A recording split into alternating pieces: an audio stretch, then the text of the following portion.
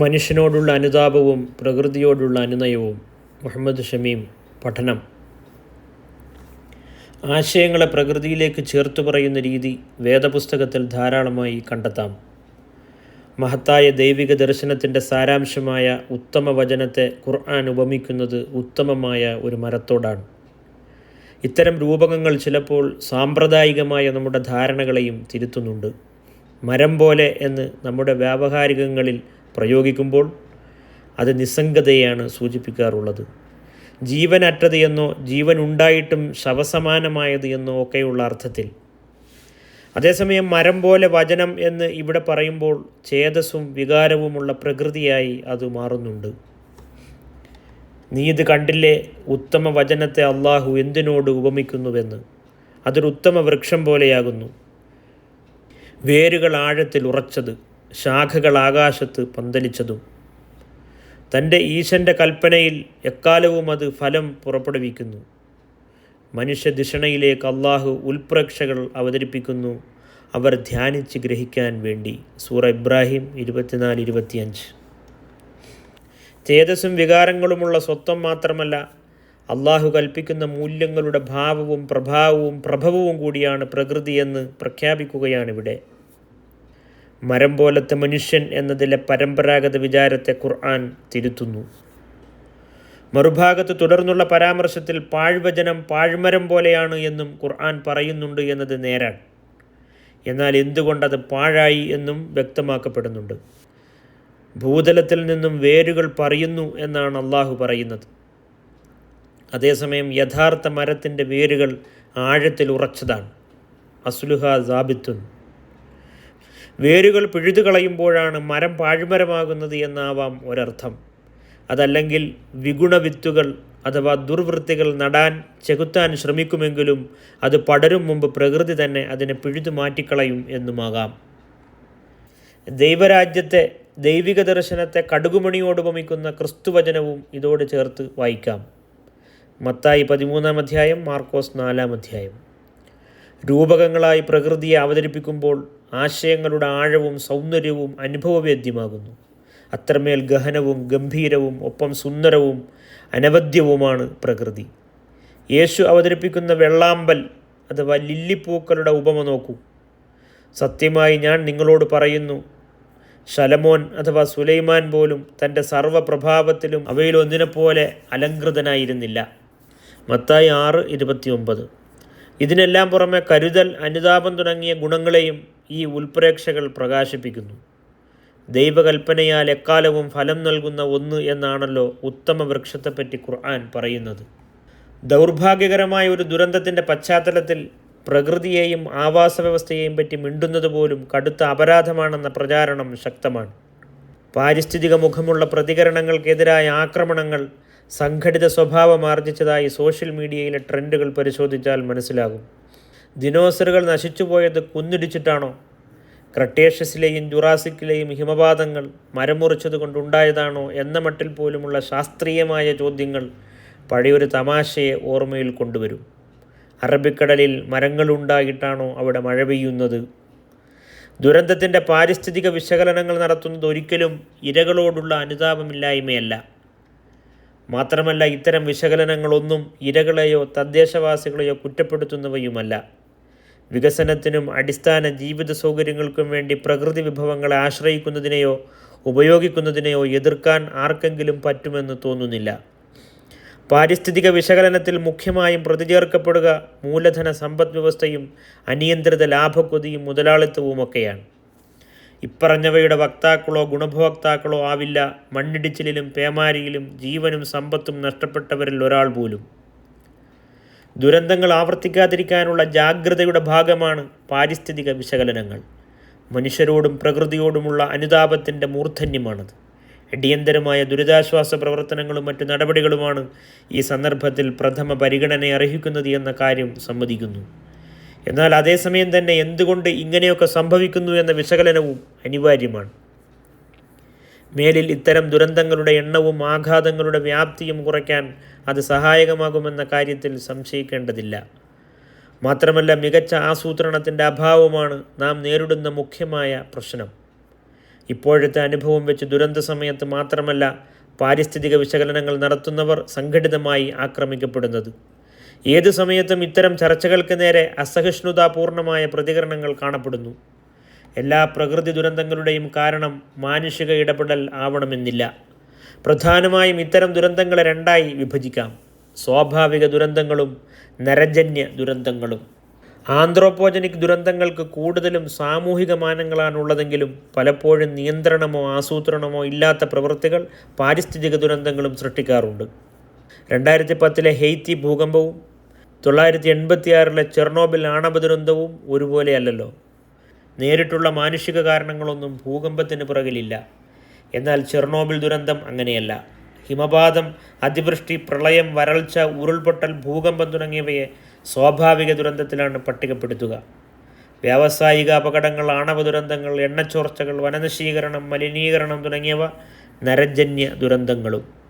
അതേസമയം ഇത് രണ്ടും എപ്പോഴും സമാന്തരമായി മുന്നോട്ടു പോകുന്ന പ്രക്രിയകളല്ല. സ്വാഭാവിക പ്രകൃതി പ്രക്രിയകൾ മനുഷ്യപ്രവർത്തനങ്ങൾ നിമിത്തമുള്ള അപകടങ്ങളുടെ വ്യാപ്തി വർദ്ധിപ്പിക്കാറുണ്ട്. നേരെ തിരിച്ച് സ്വാഭാവികമായ ദുരന്തങ്ങളുടെ ആവൃത്തി, തീവ്രത എന്നിവ വർദ്ധിപ്പിക്കാൻ മനുഷ്യകർമ്മങ്ങളും നിമിത്തമാകുന്നു. ചെർണോബിൽ സ്ഫോടനം നിമിത്തം റേഡിയോ ആക്റ്റീവതയുള്ള പദാർത്ഥങ്ങൾ വലിയ അളവിൽ ബഹിർഗമിക്കുകയും പാരിസ്ഥിതികവും ആരോഗ്യപരവുമായ ഒട്ടേറെ ചെറു ദുരന്തങ്ങൾക്ക് അത് കാരണമാവുകയും ചെയ്തു. അതിശക്തമായ മഴയാണ് വയനാട്ടിലുണ്ടായത് ഉൾപ്പെടെയുള്ള ഉരുൾപൊട്ടലും മണ്ണിടിച്ചിലും സൃഷ്ടിക്കുന്നത് എന്ന വാദം ശരിയാണ്. എന്നാൽ ഇത്തരത്തിൽ അതിശക്തമായ വർഷപാതം എന്തുകൊണ്ടുണ്ടാകുന്നു? ഒപ്പം ഇതിൻ്റെ ആഘാതങ്ങൾ ഇത്രത്തോളം തീവ്രമാകത്തക്ക രീതിയിൽ ഭൂമി ദുർബലമായത് എന്തുകൊണ്ടായിരുന്നു? ഇതും സ്വാഭാവികമെന്ന് വേണമെങ്കിൽ വാദിക്കാം. പണ്ടുണ്ടായ വെള്ളപ്പൊക്കങ്ങളുടെ ചരിത്രം ഉദ്ധരിച്ചുകൊണ്ട് അതൊക്കെ മല കിളച്ചുമറിച്ചത് കൊണ്ടുണ്ടായതാണോ, അറബിക്കടലിൽ മരങ്ങളുണ്ടായിട്ടാണോ അവിടെ മഴ പെയ്യുന്നത് എന്ന് ചോദിക്കുകയുമാകാം. സത്യത്തിൽ ഇത്തരം പ്രതിഭാസങ്ങൾക്ക് കാലാവസ്ഥാ വ്യതിയാനം എന്ന പ്രക്രിയയുമായി സജീവ ബന്ധമുണ്ട്. ഉത്തരാർദ്ധഗോളത്തിൽ മാർച്ച് മുതൽ ഓഗസ്റ്റ് വരെ പകൽ ദൈർഘ്യവും ചൂടും കൂടുതലായിരിക്കും. അതിൽ തന്നെ കഠിനമായ ചൂട് അനുഭവപ്പെടുന്നത് ജൂൺ തൊട്ടുള്ള 3 മാസങ്ങളിലാണ്. പീക്ക് ഓഫ് സമ്മർ ഹീറ്റ് എന്ന് പറയാവുന്ന കാലമാണ് ജൂലൈ. എന്നാൽ ഈ കൊടും ചൂട് കേരളത്തിന് അനുഭവപ്പെടാത്തതിന് കാരണം ജൂൺ മുതൽ ആരംഭിക്കുന്ന മൺസൂൺ ആണ്. 3 മാസം നീണ്ടു നിൽക്കുന്ന മൺസൂൺ മഴ കേരളത്തിലെ ക്ലൈമറ്റിൻ്റെ ഭാഗമാണ്. എന്നാൽ കാലാവസ്ഥയിൽ ക്ലൈമറ്റിന് പുറമെ വെതർ എന്ന ഒരു പ്രതിഭാസവുമുണ്ട്. ദിനാവസ്ഥ എന്ന് ലഘുവായി വിവർത്തനം ചെയ്യാം. ഇടമഴ, വേനൽമഴ, ഇടക്കൊക്കെയുണ്ടാകുന്ന ചാറ്റൽ മഴ തുടങ്ങിയവ വെതറിൻ്റെ ഭാഗമാണ്. കുറേ കാലമായി ഇത്തരം മഴകൾ ആവശ്യാനുസൃതമായോ കൃത്യമായോ ലഭിക്കാറില്ല. ക്ലൈമറ്റിലുള്ള മൺസൂൺ വർഷപാതം കൂടുതൽ കനക്കാൻ ഇത് കാരണമായേക്കാം. കാലാവസ്ഥാ വ്യതിയാനം ഇതിൻ്റെ പ്രധാന കാരണമാണ്. അതാകട്ടെ പ്രദേശത്തിൻ്റെ പാരിസ്ഥിതിക സവിശേഷതകളെയും വെതർ, ക്ലൈമറ്റ് തുടങ്ങിയവയെയും കണക്കിലെടുക്കാതെയുള്ള നിർമ്മാണ പ്രവർത്തനങ്ങൾ, വനനശീകരണം, മലയിടിക്കൽ തുടങ്ങിയവ നിമിത്തം സംഭവിക്കാം. സത്യത്തിൽ തികച്ചും സ്വാഭാവികമായ ദുരന്തങ്ങളിൽ പോലും മനുഷ്യകരങ്ങളുടെ സ്വാധീനം ഉണ്ടാവുന്നുണ്ട്. ഇവ തമ്മിലുള്ള ബന്ധം മുകളിൽ സൂചിപ്പിച്ചിട്ടുണ്ട്. അതേസമയം സ്വാഭാവികതയെ മറികടക്കാനുള്ള വിവേചന ശക്തി മനുഷ്യന് മാത്രമേയുള്ളൂ. അതുകൊണ്ട് തന്നെ ഇക്കാര്യത്തിൽ മനുഷ്യൻ്റെ ഉത്തരവാദിത്തം വളരെ കൂടുതലാണ്. ഡയലക്റ്റിക്സ് ഓഫ് നേച്ചർ എന്ന പുസ്തകത്തിൽ ഫ്രെഡറിക് ഏംഗൽസ് ഇങ്ങനെ പറയുന്നു: പ്രകൃതിയിൽ ധൈഷണികതയുള്ള ഏക അസ്തിത്വമാകാൻ മനുഷ്യന് മാത്രമേ കഴിയൂ. എന്നാൽ അവൻ പ്രകൃതിയുടെ ഭാഗവുമാണ്. മറ്റെല്ലാ നൈസർഗിക പ്രക്രിയകളെയും പോലെ അവൻ്റെ ശേഷികളും കഴിവുകളും ഇതേ പ്രകൃതി നിയമത്തിന് വിധേയമാണ്. ധൈഷണികതയുള്ള ഏക അസ്തിത്വം എന്ന നിലയ്ക്ക് തൻ്റെ ഉത്തരവാദിത്തത്തെ തിരിച്ചറിയുക എന്നതാണ് മനുഷ്യൻ്റെ ബാധ്യത. മാർക്സിസ്റ്റ് വീക്ഷണത്തിൽ പ്രകൃതിയും മനുഷ്യനും തമ്മിലുള്ള ബന്ധം ചലനാത്മകവും വൈരുദ്ധ്യാത്മകവും, ഡൈനാമിക് ആൻഡ് ഡയലക്റ്റിക്കൽ ആണ്. മുതലാളിത്തത്തെ പ്രകൃതിയോടുള്ള ചൂഷണാത്മക ബന്ധത്തിൻ്റെ അഥവാ എക്സ്പ്ലോയിറ്റീവ് റിലേഷൻഷിപ്പിൻ്റെ പേരിൽ വിമർശിക്കുന്നുമുണ്ട് കാൾ മാർക്സും ഫ്രെഡറിക് ഏംഗൽസും. മനുഷ്യ സമൂഹവും പ്രകൃതിയും തമ്മിലുള്ള ബന്ധം നിരന്തരവും പരസ്പര പൂരകവും കണ്ടിന്യൂസ് ആൻഡ് റെസിപ്രോക്കൽ ആവണമെന്നാണ് അവർ ആഹ്വാനം ചെയ്തത്. സോഷ്യലിസത്തിൻ്റെ അടിത്തറ തന്നെ പാരിസ്ഥിതിക അവബോധം അഥവാ ഇക്കോളജിക്കൽ കോൺഷ്യസ്നെസ് ആണെന്നാണ് അവരുടെ അഭിപ്രായം. പ്രകൃതിയുടെ വൈരുദ്ധ്യാത്മകതയിൽ അഥവാ ഡയലക്റ്റിക്സ് ഓഫ് നേച്ചറിൽ ഏംഗൽസ് അതിപ്രധാനമായ മറ്റൊരു കാര്യം കൂടി സൂചിപ്പിക്കുന്നുണ്ട്. എന്നിരുന്നാലും പ്രകൃതിയുടെ മേലുള്ള മനുഷ്യവിജയങ്ങളുടെ പേരിൽ നാം അതിരുവിട്ട് ആഹ്ലാദിക്കരുത്. അത്തരം ഓരോ വിജയത്തിനും പ്രകൃതി നമ്മോട് പ്രതികാരം ചെയ്യുന്നു. ഓരോ വിജയവും പ്രഥമഘട്ടത്തിൽ നാം പ്രതീക്ഷിച്ച ഫലങ്ങൾ തരുന്നു എന്നത് നേരാണ്. എന്നാൽ രണ്ടാമത്തെയും മൂന്നാമത്തെയും ഘട്ടങ്ങളിൽ അവസ്ഥ വ്യത്യസ്തമാണ്. ആദ്യത്തെ വിജയത്തെ റദ്ദു ചെയ്യുന്ന അപ്രതീക്ഷിത ഫലങ്ങളായിരിക്കും ഈ ഘട്ടങ്ങളിൽ ഉണ്ടാവുക. Dialectics of nature, the part played by labour in the transition from ape to man. ഈ വിലയിരുത്തൽ വളരെ കൃത്യമാണ്. പ്രാഥമിക നേട്ടത്തിൽ അഹങ്കാരം കൈക്കൊള്ളുന്നതിനിടയിൽ പിന്നീട് സംഭവിച്ചേക്കാവുന്ന ദുരന്തങ്ങളെപ്പറ്റി നാം ചിന്തിക്കുക പോലുമില്ല. ഇരയാകുന്നത് പലപ്പോഴും ഈ ചൂഷണത്തിൽ യാതൊരു പങ്കുമില്ലാത്ത സാധാരണക്കാരും. ഇക്കാര്യം പ്രത്യേകം ശ്രദ്ധിക്കേണ്ടതാണ്. കരുതിയിരിക്കുവിൻ, നിങ്ങളിൽ അകൃത്യം പ്രവർത്തിച്ചവർക്ക് മാത്രമായല്ലാതെ ക്ലേശങ്ങൾ വരുത്തുന്ന പ്രലോഭനങ്ങളെ എന്ന് സൂറ അൽ അൻഫാൽ 25-ാം വചനത്തിൽ പറയുന്നതിന് സാമൂഹികമായ മാനങ്ങൾ മാത്രമാവില്ല ഉണ്ടാവുക, അതിന് പാരിസ്ഥിതികമായ തലം കൂടിയുണ്ട്. ഇന്നേ വരെയുള്ള അനുഭവങ്ങളും അതിന് സാക്ഷിയാണ്. ഉരുൾപൊട്ടലും മണ്ണിടിച്ചിലും ഉണ്ടാകുന്നതിന് പിന്നിലും സ്വാഭാവികവും നരജന്യവുമായ ഘടകങ്ങളുടെ സംയോജനം കാണാം. പരിസ്ഥിതി ലോല പ്രദേശങ്ങളിലെ ഭൂമിശാസ്ത്രപരവും ജലശാസ്ത്രപരവുമായ ഘടകങ്ങൾ, ഭൂചലനം, അഗ്നിപർവ്വതങ്ങളുടെ സാന്നിധ്യം തുടങ്ങിയവ ലാൻഡ് സ്ലൈഡിൻ്റെ സ്വാഭാവിക കാരണങ്ങളാണെങ്കിൽ, വികസനത്തിന് വേണ്ടി മലഞ്ചെരിവുകൾ തൂർക്കുക, സ്വാഭാവിക നീരൊഴുക്കുകളുടെ ഘടന മാറ്റുക തുടങ്ങിയ പ്രവൃത്തികളിൽ ഏർപ്പെടുന്നത് പ്രദേശത്തെ അസ്ഥിരപ്പെടുത്തുകയും മണ്ണിടിച്ചിലിൻ്റെ സാധ്യത വർദ്ധിപ്പിക്കുകയും ചെയ്യും. ഇതുപോലെ മറ്റൊരു കാരണം വനനശീകരണമാണ്. മണ്ണിൻ്റെ ഘടനയെ ദുർബലപ്പെടുത്തുന്നതിൽ അതും വലിയ പങ്ക് വഹിക്കുന്നു. ജലം ആഗിരണം ചെയ്യാനുള്ള ഭൂമിയുടെ ശേഷിയെയും അത് ബാധിക്കുന്നു. ഭൂമിയെ അസ്ഥിരപ്പെടുത്തുന്ന മറ്റ് ചില ഘടകങ്ങൾ അമിതമായ ഖനനം, ക്വാറിയിങ്ങും മൈനിങ്ങും, ചില പ്രത്യേക കൃഷിരീതികൾ തുടങ്ങിയവയാണ്. പ്രകൃതിദത്തമായ ചെരിവുകൾ നിവർക്കപ്പെടുകയും കൃത്രിമമായ ചെരിവുകൾ സൃഷ്ടിക്കപ്പെടുകയും ചെയ്യുന്നതിനാൽ അങ്ങേയറ്റം ദുർബലമായി തീരുന്നിടത്ത് വ്യാപകമായ വനനശീകരണം കൂടി സംഭവിക്കുന്നതോടെ മണ്ണിൻ്റെ സ്ഥിരതയും ജലമാഗിരണം ചെയ്യാനുള്ള അതിൻ്റെ ശേഷിയും തീർത്തും നഷ്ടപ്പെടുന്നു. ഉള്ളത് പറഞ്ഞാൽ ഭൂതലത്തിലുണ്ടാകുന്ന സകല ദുരന്തങ്ങളുടെയും ഉത്തരവാദിത്തം ഖുർആൻ ചുമത്തുന്നത് മനുഷ്യകരങ്ങളിലാണ് എന്ന് തോന്നും. കരയിലും കടലിലും വിനാശങ്ങൾ പ്രകടമായിട്ടുണ്ട് മനുഷ്യകരങ്ങളുടെ പ്രവർത്തനങ്ങൾ നിമിത്തം. അവരുടെ കർമ്മങ്ങളിൽ ചിലതിൻ്റെയെങ്കിലും ഫലം ഈ ലോകത്ത് തന്നെ അവരെ ആസ്വദിപ്പിക്കാൻ അവരൊരുപക്ഷെ പിന്തിരിഞ്ഞെങ്കിലോ. സൂറ അർ-റൂം 41. സൂറ അശൂറായിൽ അല്പം കൂടി വിശദമായും ഗഹനമായും ഇക്കാര്യങ്ങൾ വ്യക്തമാക്കുന്നുണ്ട്. വിഭവങ്ങൾക്കും സ്രോതസ്സുകൾക്കും മേലുള്ള അമിതാധികാരം മനുഷ്യനെ അക്രമിയാക്കും എന്നവിടെ പറയുന്നു. അതിനാൽ അള്ളാഹു ഓരോന്നും അവൻ്റെ ഘടനയനുസരിച്ച് മാത്രം പ്രദാനം ചെയ്യുന്നു. എന്നാൽ അത്തരം ഗണനകളെയും പരിധികളെയും ലംഘിക്കുമ്പോഴാണ് വിനാശമുണ്ടാകുന്നത് എന്നാണ് അശൂറ അധ്യായത്തിലെ മുന്നറിയിപ്പ്. അള്ളാഹു അവൻ്റെ അടിയാറുകൾക്കുള്ള വിഭവങ്ങൾ അതിവിശാലമായി ഒരുക്കിയിരുന്നെങ്കിൽ ഭൂമിയിലവർ കൂടുതൽ അതിക്രമികളായി ഞെളിഞ്ഞേനെ. എന്നാൽ അവൻ തൻ്റെ ഇംഗിതമനുസരിച്ച് കൃത്യമായ അളവിൽ മാത്രം അവ വർഷിക്കുന്നു. നിശ്ചയം അവൻ തൻ്റെ ദാസരിൽ സൂക്ഷ്മജ്ഞാനമുള്ളവൻ, സൂക്ഷ്മദൃക്കായവനും. കൊടും ക്ലേശത്താൽ നിരാശപ്പെട്ടിരിക്കെ അവൻ ആശ്വാസത്തിൻ്റെ മഴ വർഷിക്കുന്നു. തൻ്റെ കരുണയെ വ്യാപിപ്പിക്കുകയും ചെയ്യുന്നു. അവൻ സ്തുത്യർഹനായ രക്ഷാധികാരി തന്നെ. അവൻ്റെ അടയാളങ്ങളിൽപ്പെട്ടതത്രേ വാനഭുവനങ്ങളും അവയിൽ വ്യാപിച്ച ജീവജാലങ്ങളും. താൻ ഉദ്ദേശിക്കുമ്പോൾ സകലതിനെയും ഒരുമിച്ച് കൂട്ടാൻ ശേഷിയുള്ളവനുമാണവൻ. ആപത്തുകളിൽ നിന്ന് നിങ്ങളെ ബാധിക്കുന്നതെന്തും നിങ്ങൾ അനുവർത്തിച്ചിട്ടുള്ള പ്രവൃത്തികൾ നിമിത്തം തന്നെയാകുന്നു. നിങ്ങളുടെ അകൃത്യങ്ങളിൽ മിക്കതും അവൻ മാപ്പാക്കുന്നുണ്ടെങ്കിലും. സൂറ ശൂറ 27-30 വരെ. അർ-റൂമിലെ ആയത്തിൽ ഫസാദ് എന്നും അശൂറായിലെ ആയത്തിൽ മുസീബത്ത് എന്നും പ്രയോഗിച്ചിട്ടുണ്ട്. ഈ രണ്ട് പദങ്ങളും പര്യായങ്ങൾ പോലെ ഉപയോഗിക്കാമെങ്കിലും യഥാക്രമം ഈ പദങ്ങൾക്ക് വിനാശമെന്നും ആപത്തെന്നും അർത്ഥം പറയാം. നിലനിൽക്കുന്ന ഒന്നിൻ്റെ തകർച്ചയാണ് ഫസാദ്. ജീർണനം, അപജയം, ദൂഷണം എന്നിങ്ങനെയൊക്കെ അതിനർത്ഥം പറയാം.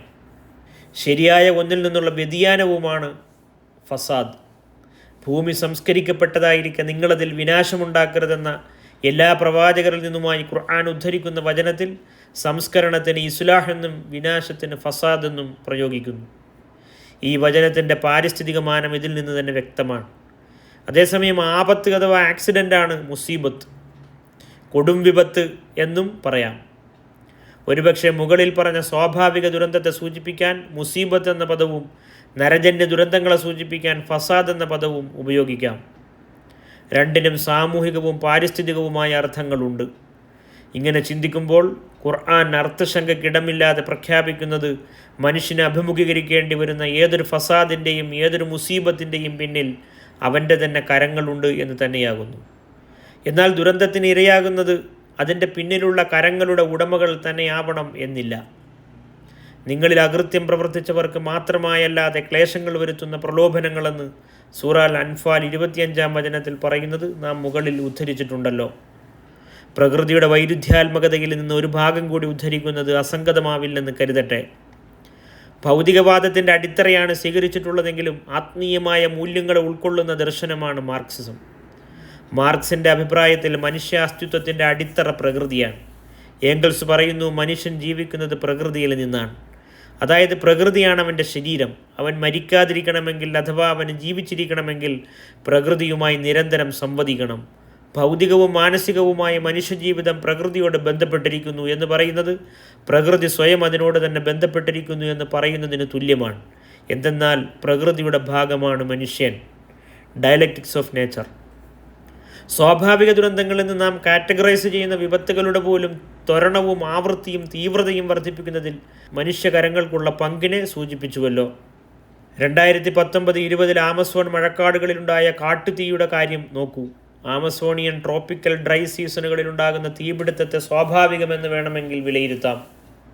ഡ്രൈ സീസണുകളിൽ ആമസോണിൽ കാട്ടുതീ സാധാരണവുമാണ്. എന്നാൽ ബ്രസീലിലെ ജയീർ ബോൾസനാരോവിൻ്റെ വലതുപക്ഷ ഭരണകൂടത്തിൻ്റെ പരിസ്ഥിതി വിരുദ്ധ നയങ്ങളുടെ ഫലമായി വ്യാപകമായ വനനശീകരണവും എരിക്കലും നടന്നിരുന്നു. ബ്രസീൽ, പരാഗ്വെ, ബൊളീവിയ, പെറു എന്നീ രാജ്യങ്ങളെയാണ് പ്രത്യക്ഷത്തിൽ കാട്ടുതീ ബാധിച്ചത്. എന്നാൽ ഭൂമിയുടെ ശ്വാസകോശങ്ങളെന്ന് വിശേഷിപ്പിക്കപ്പെടുന്ന ആമസോണിലുണ്ടായ 2019-20 കാട്ടുതീ ലോകത്തെ മുഴുവൻ ബാധിച്ചു എന്ന് വേണം പറയാൻ. ഇതേ കാലത്ത് തന്നെയാണ് 2019-20 ആസ്ട്രേലിയയിലും തീവ്രമായ കാട്ടുതീ പടർന്നത്. സീസണൽ ബുഷ്ഫയർ തന്നെയാണ് അതും. ഡ്രൈ സീസൺ, ട്രോപ്പിക്കൽ പസഫിക് സമുദ്രത്തിലെ ശക്തമായ എൽനിനോ തുടങ്ങിയവയാണ് അടിസ്ഥാന കാരണങ്ങൾ. അതേസമയം ഈ 2 കാട്ടുതീകളും ഇത്രമേൽ തീവ്രവും ത്വരിതവുമായത് പാരിസ്ഥിതിക സന്തുലനം തകർക്കുന്ന തരത്തിലുള്ള മനുഷ്യപ്രവർത്തനങ്ങളും നരജന്യമായ കാലാവസ്ഥാ വ്യതിയാനവും നിമിത്തമാണ്. 2014 മഹാരാഷ്ട്രയിലെ മാലിനിലുണ്ടായ ഉരുൾപൊട്ടലിനും 2015 ചെന്നൈ പ്രളയത്തിനും പ്രത്യക്ഷ കാരണം ശക്തമായ മഴ തന്നെയാണ്. അതേസമയം മാലിൻ ഉരുൾപൊട്ടലിന് അമിതമായ വനനശീകരണവും യാതൊരു നിയന്ത്രണവുമില്ലാത്ത ഖനനവും കൃഷിരീതികളിലുണ്ടായ മാറ്റങ്ങളും നിമിത്തമായിട്ടുണ്ട്. ചെന്നൈയിലാകട്ടെ ദ്രുത നഗരവൽക്കരണത്തിൻ്റെ പ്രശ്നങ്ങളുണ്ടായിരുന്നു. ജലാശയങ്ങൾക്ക് മേലുള്ള വ്യാപകമായ കയ്യേറ്റങ്ങൾ കടലിലേക്കുള്ള സ്വാഭാവിക നീരൊഴുക്കിനെ തടഞ്ഞതും പ്രളയത്തിൻ്റെ ആഘാതം വർദ്ധിപ്പിച്ചു. കൃത്യമായ എക്കോളജിക്കൽ അസസ്മെൻറ്റ് പോലും നടത്താതെയാണ് പല വികസന പ്രവർത്തനങ്ങളും. ഭൂമിയിലെ മനുഷ്യദൗത്യത്തെ അടയാളപ്പെടുത്തുന്നതിന് ഖുർആൻ പ്രയോഗിക്കുന്നത് ഖിലാഫ എന്ന പദമാണ്. ഒരു പദവിയെ സൂചിപ്പിക്കുന്ന പദമാകാമത്. എന്നാൽ അതിലുപരി അതൊരു ഉത്തരവാദിത്തമാണ്. പഴയ നിയമത്തിൽ ഡൊമീനിയൻ എന്ന പദം ഉപയോഗിച്ചതായി കാണാം. ഈ 2 പദങ്ങളെയും അതത് വിഭാഗങ്ങളിലെ വ്യാഖ്യാതാക്കൾ വിശദീകരിക്കുന്നത് ചൂഷണത്തിനുള്ള അധികാരമായല്ല, മറിച്ച് പരിപാലനത്തിനുള്ള ദൗത്യമായാണ്. ഇതിൻ്റെ വിശദീകരണത്തിൽ സാമൂഹിക രാഷ്ട്രീയ ദൗത്യങ്ങൾക്ക് പുറമെ പാരിസ്ഥിതികമായ 3 കാര്യങ്ങൾ അടങ്ങിയിട്ടുണ്ടെന്ന് കാണാം. സൃഷ്ടിലോകത്തെ ശ്രദ്ധാപൂർവം പരിചരിക്കാനുള്ള ഉത്തരവാദിത്തമാണ് 1. വിഭവങ്ങൾ വിവേകത്തോടുകൂടി ഉപയോഗിക്കുക എന്നത് 2-ാമത്തേത്. 3-ാമത്തേതാകട്ടെ ഭാവി തലമുറകൾക്ക് വേണ്ടി വിഭവങ്ങളുടെ സ്രോതസ്സുകളെ നിലനിർത്തുക എന്നതും. യേശുക്രിസ്തു പറഞ്ഞതുപോലെ ഒരു നല്ല മനുഷ്യൻ്റെ ഉപമ ഒരു നല്ല ഇടയൻ്റെ ഉപമ തന്നെയാകുന്നു. ആകയാൽ മനുഷ്യരോടുള്ള അനുതാപത്തിൻ്റെ ഏറ്റവും നല്ല പ്രകാശനം പ്രകൃതിയോടുള്ള ഐക്യപ്പെടൽ തന്നെയാണ്.